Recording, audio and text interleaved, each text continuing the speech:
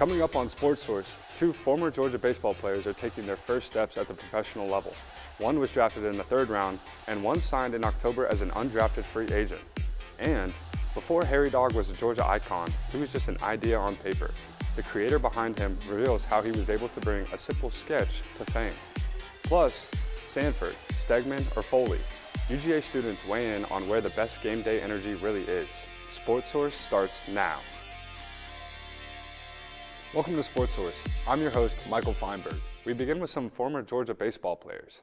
As MLB's opening day approaches, former baseball players Brian Curley and Henry Hunter are competing in their first full seasons as professionals. Sportsource reporter Will Hearn has more on the story. Thanks, Michael. Pitcher Brian Curley was drafted to the Arizona Diamondbacks 92nd overall in the 3rd round. He expected the call and has taken each step of his career at an expected pace. Henry Hunter, a former catcher for the Bulldogs, was playing for an independent league when he received a call from his agent that the Reds were interested in signing him. They both approach a new level in their careers with similar goals. Brian Curley was selected in the 16th round of the 2024 MLB draft out of VCU. He decided to transfer to Georgia and play a season under head coach Wes Johnson, where he knew each step he took would take him to the next level of being a highly rated recruit. Curley discusses his emotions and the pressure of heading into the season as a highly rated prospect. At the end of the day, it's baseball. It's something that's great, and I'm incredibly fortunate to have the opportunities I've had. But it's not what my identity lies in. So without that, that weight over me of baseball being who I am, I think it frees me up to be able to play with the least amount of pressure as possible. Henry Hunter was playing independent ball for the Florence Yalls, working on his graduate degree. He was only planning on playing one more season before hanging baseball up altogether. And that's when he got a call from his agent. The Cincinnati Reds were interested in signing him. I'm just really grateful for the opportunity that lies ahead of me, and really grateful to be a part of the Cincinnati Reds organization. And just, I think every opportunity that I get is just almost like I'm playing with some house money, and I'm really excited about that opportunity. And I mean, obviously it's an uphill battle to get to the big leagues and do the things that I want to do and become an all-star and become a Hall of Famer, things like that. But I think that there's lower expectations for a free agent, so I can kind of go in and shake things up and just be who I am. The mentalities may be similar, but the paths are different. For Carmichael Sports Media Institute, I'm Will Hearn. Both Curley and Hunter will start off the season in the Arizona Complex League. The ACL is the MLB's rookie-level league and is the lowest level of minor league baseball in North America. Their methods to making their respective ACL rosters may be different, but they both take on this level with similar starts to their careers. Back to you, Michael. Thanks for that story, Will. It's always awesome to see former Bulldogs succeeding at the professional level. Coming up on Sportsource, ever wonder why Georgia game days feel electric before the first whistle even blows? We are breaking down the strategy behind the scenes and the numbers proving that it works. We will be right back after this short break. Welcome back to Sportsource. We are welcoming two of our Sportsource analysts, Charlie Lacey and Nathan Baez, to give us a behind-the-scenes special showing what makes game days truly feel like game days. Game days in the SEC, and especially at Georgia, feel larger than life, but that atmosphere doesn't just happen on its own. Charlie, what is it actually driving the energy before fans even step into the stadium or arena? Michael, I'm so glad you asked. Most people don't know the amount of work that goes in before, during, and after game time. And here in Athens, the heart of it all is Georgia Bulldogs sports marketing. It's not always easy to engage hundreds of thousands of fans, but it starts with awareness. GBSM is constantly pushing content across social media, especially Instagram. Their account sits at 50,000 followers, and the engagement has noticeably climbed. This time last year, most posts struggled to hit 10,000 views. Their most recent posts are getting up to 140,000 views. That jump shows fans aren't just seeing content, they're interacting with it. Exposure creates anticipation, and anticipation turns into attendance. Very interesting insights, Charlie. Seeing content is one thing, but how do we know fans are actually up and participating, Nathan? That's where the action comes in. We've taken a look at attendance numbers, student participation in promotions, and especially activity on the commit to the G app. When certain games have higher check-ins or app downloads compared to earlier in the season, that's a direct indicator that digital marketing is translating into real-world behavior. It's not just social media interaction, it's real fans in seats and real students lining up for giveaways. Getting fans there is huge, but keeping them engaged all season is another challenge. How is that measured? Retention is a long game. The Commit to the G app tracks logins, event check-ins, and reward redemptions, which tells us if fans are coming back instead of treating a game like a one-time event.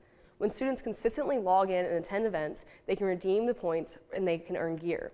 There have been 1,106 registrations to the app in just January alone. Long-term engagement is what turns a casual fan into a dedicated supporter. So Nathan, beyond the data, what does execution actually look like on a typical game day?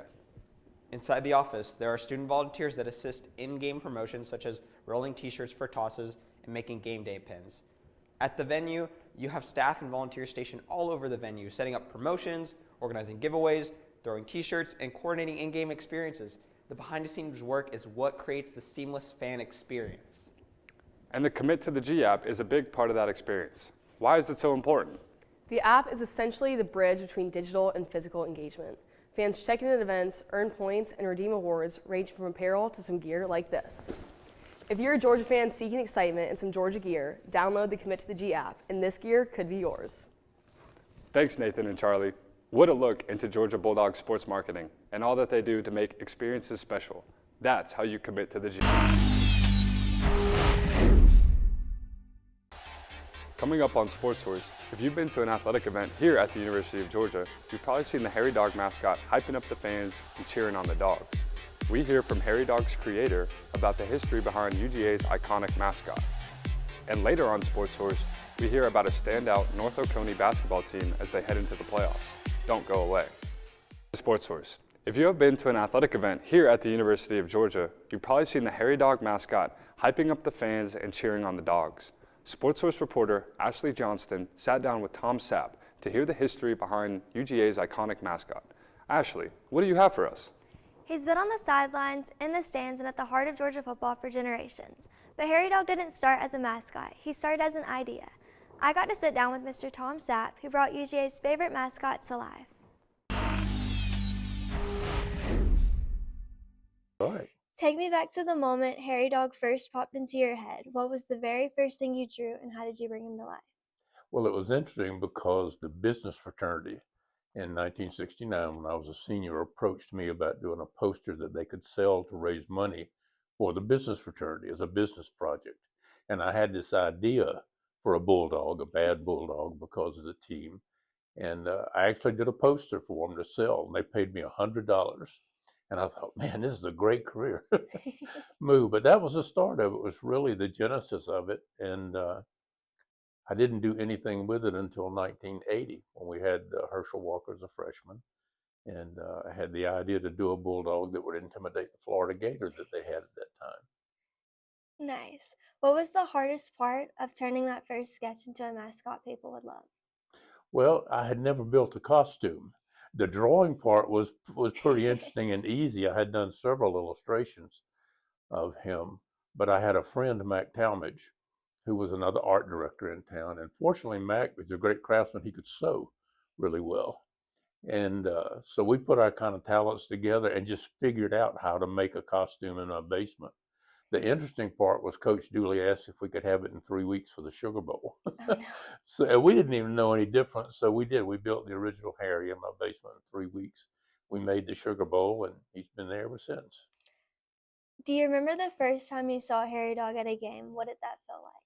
I actually do. I went, Coach Mike Castranis invited me to come sit in the box with his family at the game, and I saw him come out and on the field, and it was an unusual feeling because I thought I would have a big head about it, and I really it was underwhelming. I thought, God, I really thought I was going to feel something when I saw this, until I saw kids running down to the field to get their autograph from Hairy Dog at the hedge, and that's when I realized, boy, this is something really special. And then lastly, as Hairy Dog's grown over the years, what's changed? And then what did you make sure has stayed the same? And are there any small details that nobody's noticed that you put there intentionally? A couple of small things. My wife accuses me of his frown and expression. It's me. She said that's my expression when I'm mad. But that's really the only thing we changed subtly was the spiked collar. We made that a little different from the start, made it black and changed the spikes. We opened his eyes a little bit so he could see a little. But other than that, he's changed very, very little. The team changes his jersey, of course, is the style changes, but we try to keep it really consistent to the original design, and I think we've been pretty successful doing that. Matter of fact, we're building a brand new one right now. There's a new hairy dog in production, so and we'll make sure that it looks like all the other hairy dogs. Yeah. Well, that's all that I have today. Thank you so much. One sketch turned into a Georgia legend. Back to you, Michael. Two North Oconee coaches detail what makes one athlete not only a great player, but a great person. And later, from football Saturdays to basketball nights and spring baseball, UGA students weigh in on where the best game day energy lives. Sportsource returns after this short break. Sportsource. With the GHSA basketball playoffs set to kick off later this month, the North Oconee Titans stand out as true threats to win their third consecutive championship in the 4A classification. Sportsource reporter TJ French got a chance to catch up with North Oconee's Banks Portier, the program's rebounding leader and Stetson basketball commit. Thanks, Michael. Banks Portier holds the rebounds record at North Oconee with 955 and counting total rebounds, a record built on effort, positioning, and refusal to be outworked. The 6'8" senior power forward is committed to Stetson University and is a main catalyst as to why this Titans team has won back-to-back state titles. I recently got the chance to catch up with Banks, who shared with me what it meant to become the all-time rebounds leader at North Oconee. Banks Portier became the all-time rebounds leader at North Oconee just a few weeks ago, and he described feeling blessed when he broke the record. I'm just super blessed to have opportunity to be able to do it, of course. I think I work super hard, especially in the off season and in season. So rebounding is always really important as a big man, just being able to get on the glass and make plays. So On top of being such a presence on the glass, rebounding isn't the only aspect of Banks' game. He can also score the basketball at a very high level. Banks ranks 7th all-time in points scored at North Oconee with 1,180 total points. This season with the Titans, Banks is averaging 13 points, 8 rebounds, and 2 blocks. North Oconee has its sights set on winning their region first, but with Banks Portier and a surrounding cast of really talented high school basketball players, the Titans remain top contenders once again in 4A. Banks Portier wants to be remembered at North Oconee for the impact he has on his teammates. I think I want to be remembered for the type of person I am. Just like a good dude, super energetic, just always having fun with people. North Oconee head coach Rick Rasmussen understands what a great basketball player looks like, and it's clear Banks plays a large part in the team's success. Well, he's one of our very best players, and his presence on the floor is, he probably has drawn the most double teams of any player this year. He and Justin Wise really get a brunt of the other team's best defenders guarding him. The energy that Banks possesses is contagious, and that's become apparent in the Titans basketball program. The first thing that comes to mind is he is just an incredible teammate. You won't find a guy who goes to bat for his team. He's always positive towards his teammates. He's always encouraging. He always challenges the guys to be better. He is definitely a guy who leads through that. The guys love to be around him. They love playing with him. They play for him. Just an incredible leader in how he's able to unite a group of young men. Banks will look to cap off his high school career and time at North Oconee with a third consecutive state championship. Reporting for Carmichael Sports Media, I'm TJ French.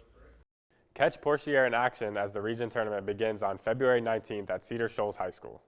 Back to you, Michael.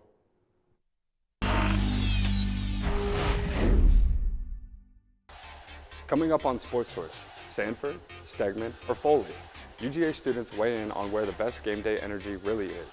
We are right back after this short break. Welcome back to Sportsource. Up next, we take the spotlight back to campus. Sportsource reporter Kalana Gardner hits the streets to find out where UGA students think the best game day atmosphere really is. Thanks, Michael. With so many iconic places to watch sports here at UGA, we wanted to know where students think the best game day atmosphere really is. We asked students to choose between Sanford Stadium, Stegman Coliseum, or Foley Field. Okay, between Sanford Stadium, Stegman Coliseum, and Foley Field, which one has the best atmosphere on game days? I would definitely say Sanford Stadium, just because like when you're there, like the entire stadium's rocking from maybe 2 hours before the game till the very end, right? And definitely as a freshman and now as a senior, it's definitely something I would take over any other stadium here. Between Sanford Stadium, Stegman Coliseum, and Foley Field, which one has the best atmosphere on game days and why? I would definitely say Sanford Stadium. I'm a freshman, so yeah, I haven't gone to a lot of games, but on game days, especially at night, Sanford Stadium is pretty good. Between Sanford Stadium, Stegman Coliseum, and Foley Field, which one has the best atmosphere on game days and why? Definitely Sanford Stadium, just because it's like so big and like you could fit so much people in there. Yeah. Between Sanford Stadium, Stegman Coliseum, and Foley Field, which one has the best atmosphere on game day and why? Sanford Stadium, without a doubt, just the amount of people. Yeah, Sanford Stadium, fourth quarters are hype. Do you guys have like a fun tradition you guys do every game day? Definitely just tailgating, right outside the stadium. Yeah, tailgating, always try and go out, hang out with friends. Between Sanford Stadium, Stegman Coliseum, and Foley Field, which one has the best atmosphere on game days? I would say Stegman Coliseum. And why? Because I'm a dance dog, so it's really close to my heart. Between Sanford Stadium, Stegman Coliseum, and Foley Field, which one has the best atmosphere on game days and why? I'm definitely going to have to say Sanford Stadium because as being a Redcoat, I'm always in front of the band next to the student section and all the other students and all the alumni. There's the feeling that I get whenever I go there, especially on like really big SEC game days. The atmosphere is just ecstatic and nothing at all anywhere else can come close to that. Whether it's the energy inside Sanford Stadium, the intensity inside Stegman Coliseum, or the excitement of Foley Field, in the spring, one thing is clear here at UGA. Students know how to show up and support their teams. Back to you, Michael. Great stories, everyone. That's all for this show. We'll be back next week with a brand new episode of Sportsource. Until then, have a great weekend.